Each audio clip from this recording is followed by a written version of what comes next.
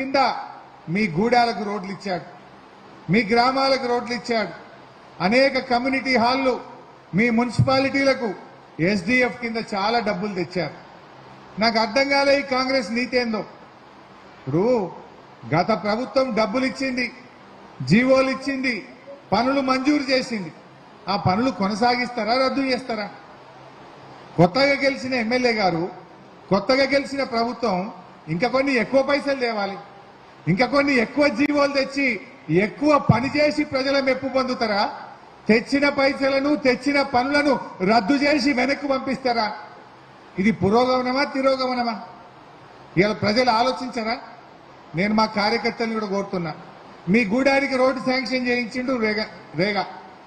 ఇలా అది క్యాన్సిల్ అయింది కదా, మీ గూడెంలో ఫ్లెక్సీ కట్టండి. ఇగో పలాని జీవో ద్వారా పలాని తారీఖు నాడు 1,28,00,000 మంజూరు చేయించే రేగా కాంతారావు.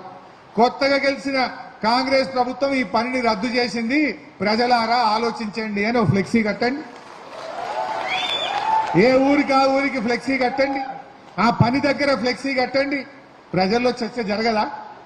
రేగా గారు తెచ్చిన డబ్బులు కొన్ని వందల కోట్ల రూపాయల పనులు ఇవాళ రద్దు చేసిండ్రు, డబ్బులన్నీ కూడా వెనక్కి తీసుకుంటున్నారు. ఎక్కడెక్కడ జీవో వచ్చిందో, ఏ ఏ పనికి మంజూరైందో, ఏ గ్రామానికి మంజూరైందో ఆడ బ్రహ్మాండంగా జీవో కాపీని కూడా ప్రింట్ చేయండి. ఫ్లెక్సీలా జీవో కాపీని ప్రింట్ చేయండి, వివరంగా రాయండి. రద్దు చేసిన కాంగ్రెస్ ప్రజలారా ఆలోచించండి అని చర్చ పెట్టండి. ఎక్కువ అతిగా ప్రజలారా ఆలోచించండి. తెచ్చిన కాంతారావు, రద్దు చేసిన పాయం, ప్రజలారా ఆలోచించండి. అప్పుడు కుల్లం ఇక పాలేందో నీళ్ళేందో తెలుస్తుంది.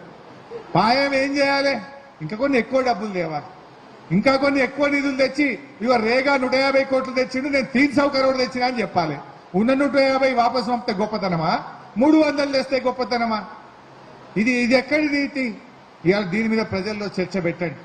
ఏ ఊరికి ఆ ఊరిలో చర్చ పెట్టండి, ఫ్లెక్సీలు కట్టండి, ప్రజలలో చర్చ పెట్టే ప్రయత్నం చేయండి. రేగా గారు నిజంగా ఒక మంచి నాయకుడు.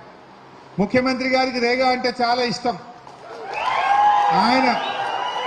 నేను ఆడ కూర్చొని ఉండేవాడిని.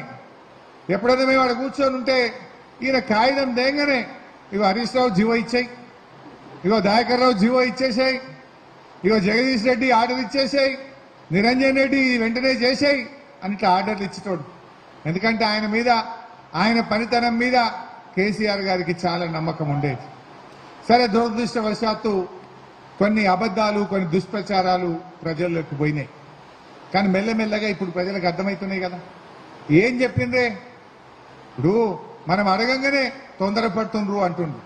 మేం తొందరపడతలేం, మీరే డేట్లు పెట్టి పేపర్లో ఫుల్ పేజ్ యాడ్ లేలే. ఎలక్షన్ ముందు జాబ్ క్యాలెండర్ అని అన్ని పత్రికల్లో ఫ్రంట్ పేజ్లో యాడ్ రాలే.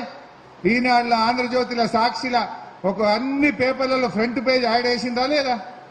ఏమని? ఇక ఫిబ్రవరి 1వ తారీఖు నాడు గ్రూప్ 1 ఉద్యోగాల నోటిఫికేషన్ అన్నారు. మరి ఫిబ్రవరి 1 నిన్ననే పోయింది. ఏది నోటిఫికేషన్? మీరు మభ్య పెట్టలేదా? ఇలా యాక్చువల్గా పోలీస్ స్టేషన్లో కాంగ్రెస్ పార్టీ మీద కేసు పెట్టాలి, చీటింగ్ కేసు పెట్టాలి వాళ్ళ మీద. ఇది చీటింగ్ కాదా? ఇది మీరు ఎన్నికల్లో ఏం చెప్పిండ్రు నిరుద్యోగ యువతకు? ఫిబ్రవరి 1వ తారీఖు నాడు ఉద్యోగాలకు నోటిఫికేషన్ ఇస్తామన్నారు. ఇవ్వకుండా మాట తప్పింది కదా. ఇది is it not a cheating? అదే విధంగా మీరు ఏమన్నారు?